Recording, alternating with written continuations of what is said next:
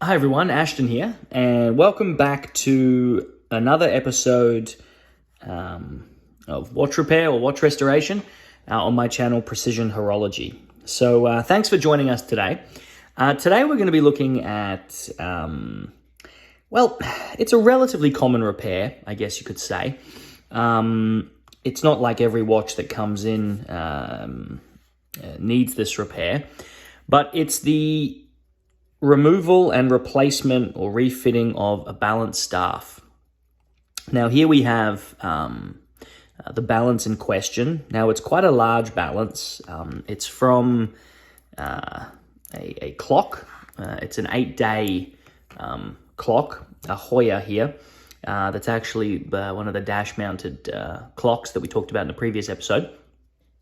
So I've put the movement together. We didn't go through the assembly process because I wasn't able to capture that on film, but we're going to do the balance staff together today. So it's a large balance for an 8-day clock, and we have a bent balance pivot.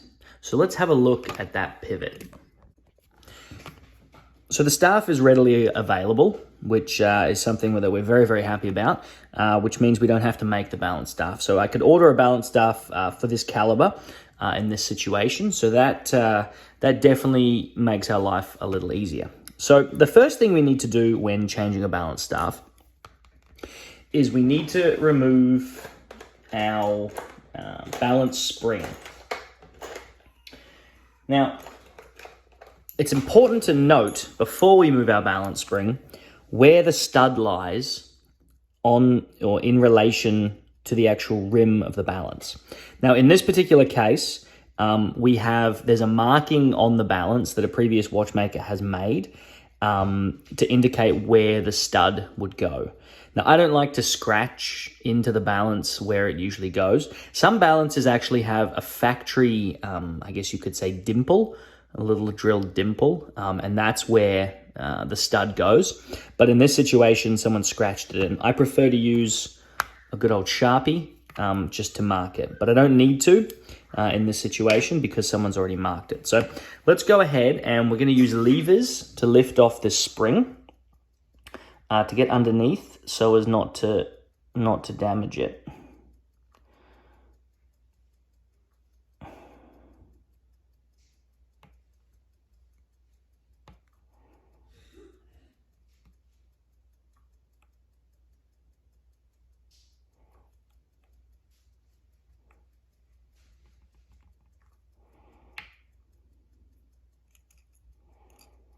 And there we go. So we have our spring off. We've lifted it off at the collet. And then we can put our spring to one side. It actually has quite a hefty collet on it, this spring. Quite a large size collet. Now that gets pushed right down to the base here of the balance itself. And now we're going to put that aside. Now the next thing we need to do is we need to remove the roller. Now we can see here what I've done is I've marked with my Sharpie where the impulse jewel of the roller goes so that we know exactly where to put that roller back on the balance. Now to remove our roller, we're going to use our roller remover, which is a tool that looks like this. And we are going to slide it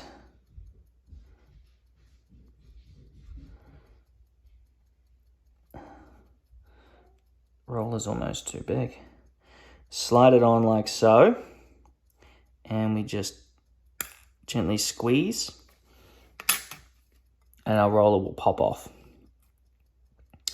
The reason we don't use levers or try not to use levers is because someone's used levers in the past and we can see that they've just kind of pushed in the sides here. So it's better to use a roller remover. Some staking tools actually have roller removers attached. Bergeron make a specific roller removal tool, but to be completely honest with you, these relatively simple Bergeron roller removers here, number 2810, I believe it is. They work very, very well.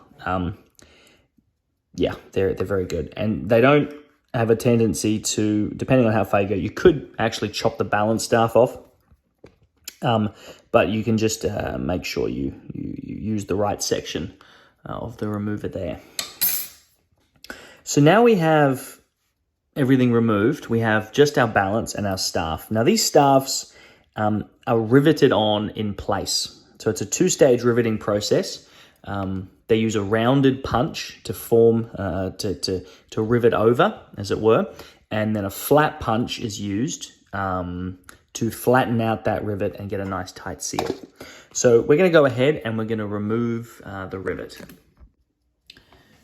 So there are multiple ways to remove the balance staff from the actual balance. One of the more traditional ways would be the tool you can just see that we're focusing in on in the background there. That is a staking tool. So you would put it in the piece and you would punch it out. Various different stakes you would use for the right size. Another way is to actually mount the balance in the lathe. And then with the balance mounted in the lathe, you would cut the rivet out of the balance. The way I like to do it is with the Horrier tool here, the Horrier jeweling tool. This is actually a way I learnt at Rolex. This is how Rolex do it to punch out or to remove their balance staffs.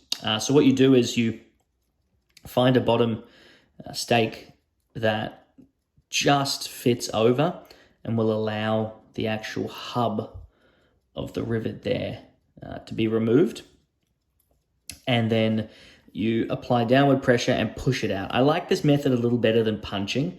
I find it a little safer. It doesn't have a tendency to warp the balance rim at all. So you find the appropriate size stakes.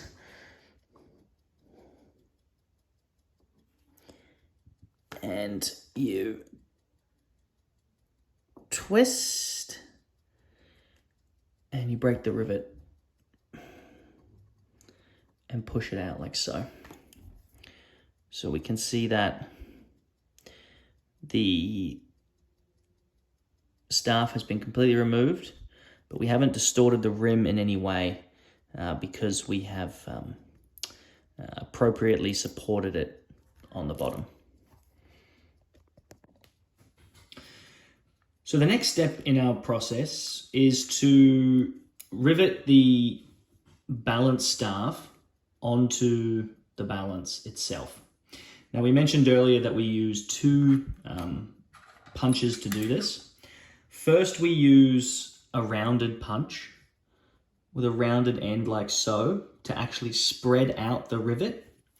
And then we use a flat punch like so to, once the rivet's rounded, once the rivet's spread out, just to flatten and neaten everything up with that punch there.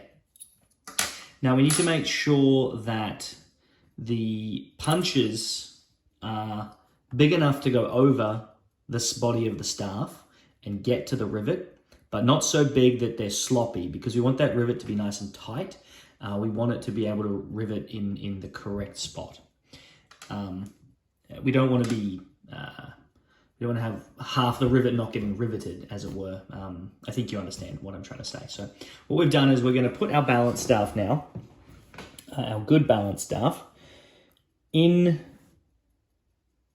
the base of the staking set, like so. Now I've centered up this hole already and locked the staking set in place. This is the first time I've riveted a balance staff on this staking set. It's one that I just bought myself. It's a very nice full K&D set. If you can probably see it here in the background, but a nice full K&D set. So I'm very, very happy with this. So looking forward to actually using it to do this job here. So once the staff is on, the next thing we need to do is we need to put the balance over and make sure that it's pressed down onto the staff and over the rivet. What I like to do sometimes is use a larger punch.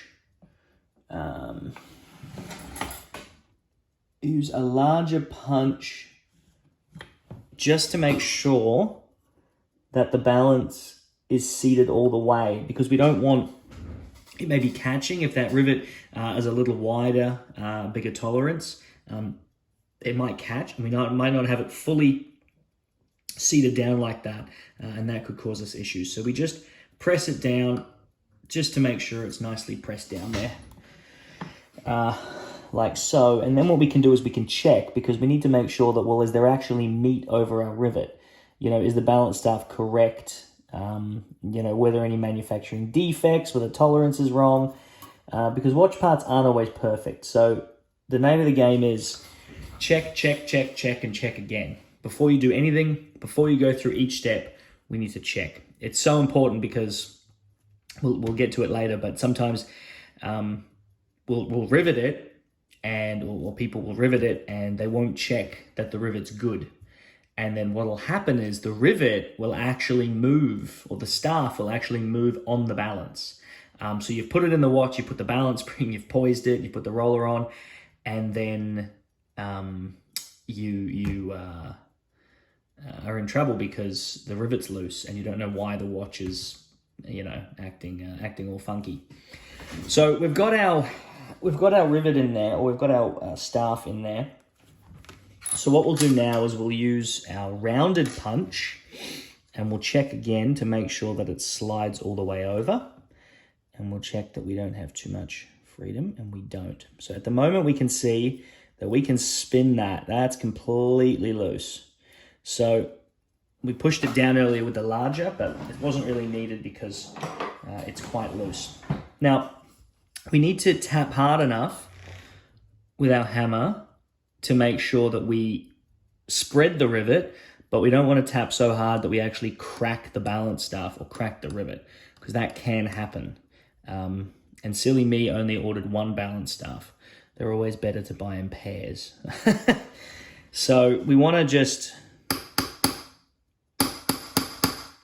and as we go, we want to turn our stake.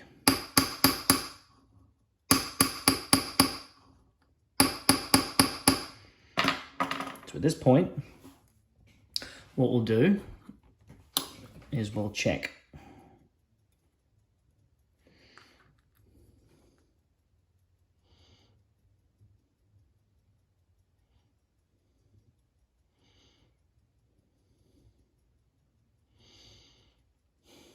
So our rivet looks good.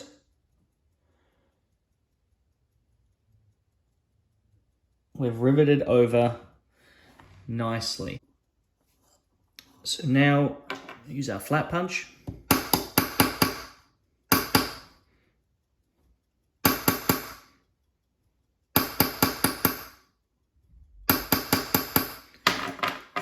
To just neaten everything up. And completely flatten out our rivet, so we have a nice flat surface for our balance spring collet to be put on. So we now come to the fitting of the roller back on our staff. Now, to fit the roller, we come back to the Horrier tool, the drilling press.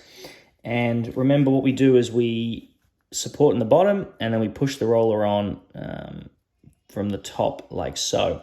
So now we look for our mark that we made earlier, and then we can put our roller loosely on, and then we can line up our jewel with our mark and press in, place it into the Horrier tool, and then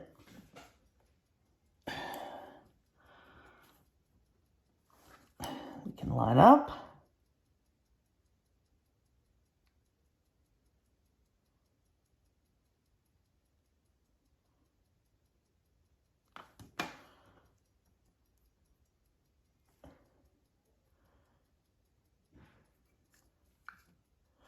And we press down to the base of the hub.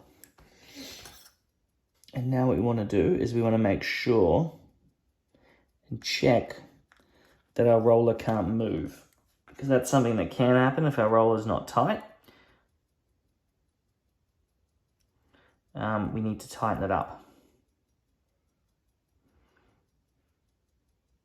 And our roller seems like it can move.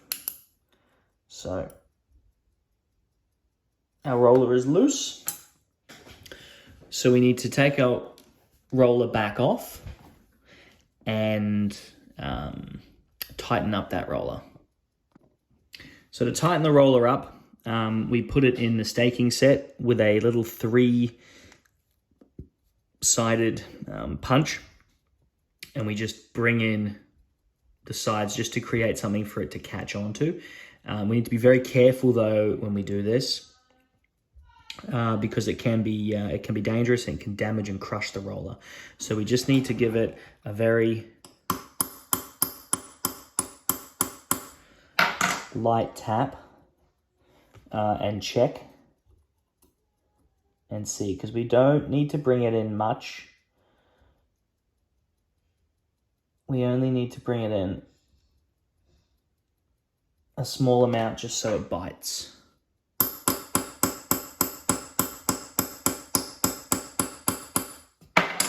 So just a couple of light taps is going to be the way to do it there. And then we use the Horrier tool again to successfully push the roller on. And I already did that because I forgot to press record. So the roller is now mounted. So we can check it.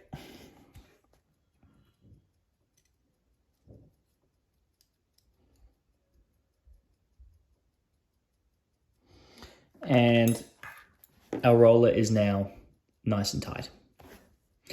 On to the next step. So now we get to the most important part of it all. We get to the poising of the balance.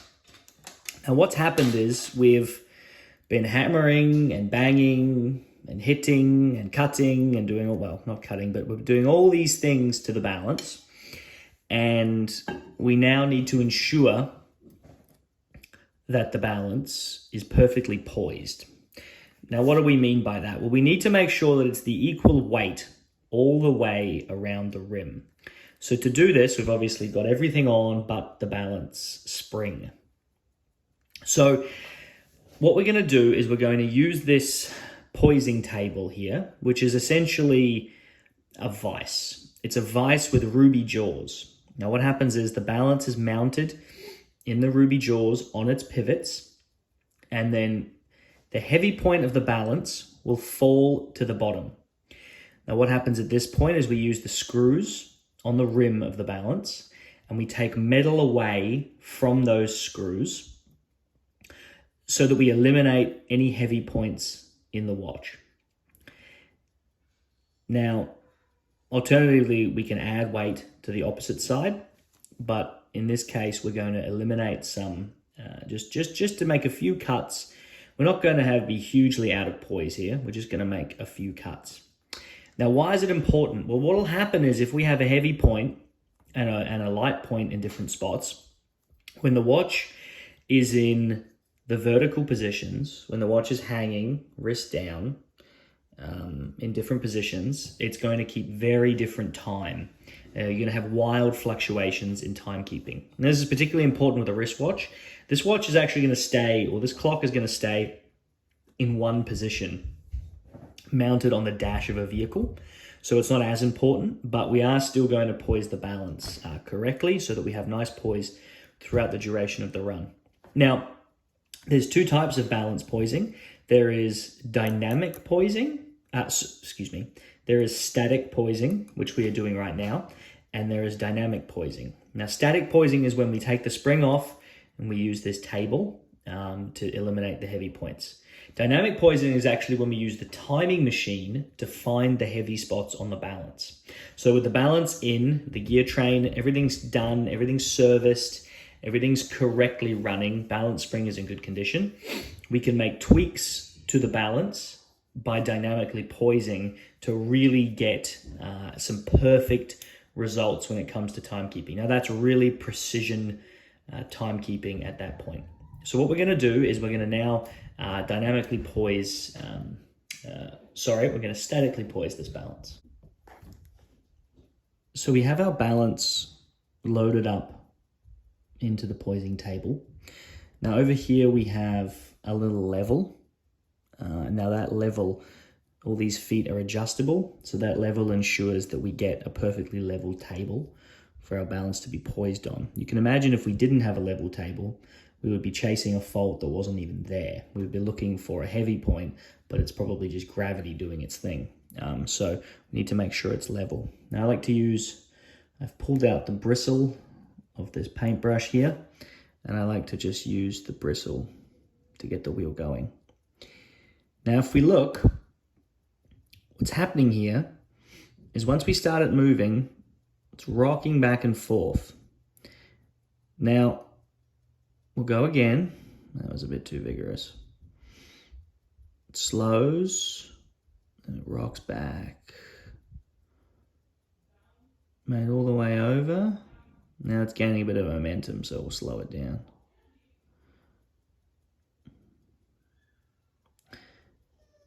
Now we need to check if we move it, what happens? See what happens? I should have mentioned too, before we did this, we cleaned the balance. We got all the markings off that were done with pen.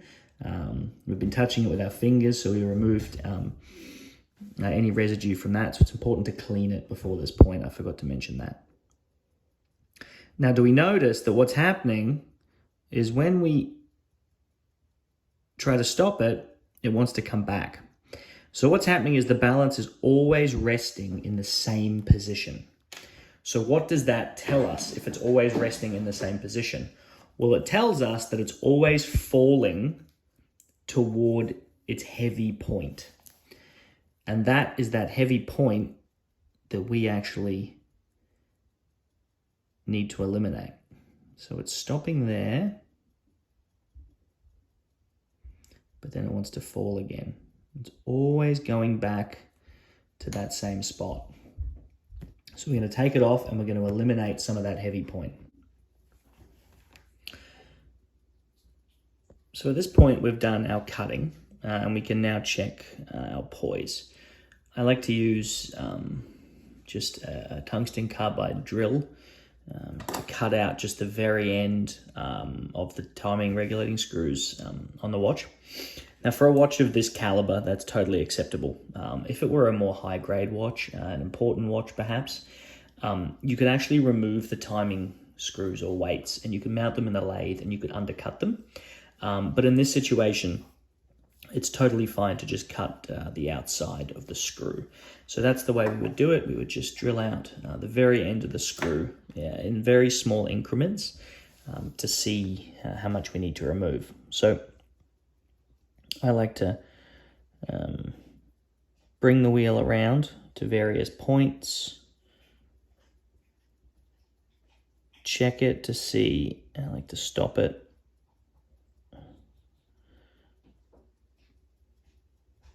Check it to see what our poise is like.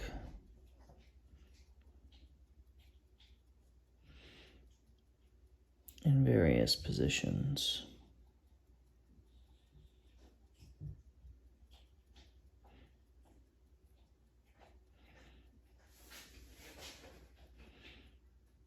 Got a very small heavy spot there still.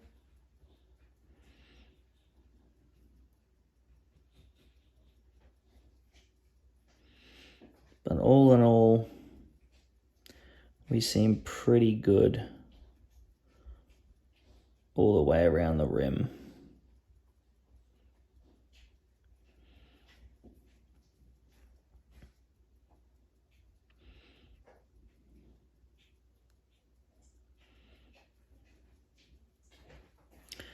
So I'm very happy with that. So we're going to stop there. and I'm going to fit the balance spring. And now for the final time, we press the collet of our balance spring down on with the Horrier tool, and we're complete. And now, at this point, we can mount it in the watch. We can check the timekeeping, and if we do have any discrepancies with some slight heavy points, we can dynamically poise it based on our timing machine results. So thanks for watching, guys. I hope you've enjoyed this video on how to remove, replace, and refit a balance staff. So if you've enjoyed it, please like the video, share it with your friends. Please check out my website, precisionhorology.com. If you have any questions about servicing, you can get in touch, and you can check me out on Instagram. And please, share the video and subscribe to the channel. It helps me to be able to make more content like this. So thanks again, guys, and until next time.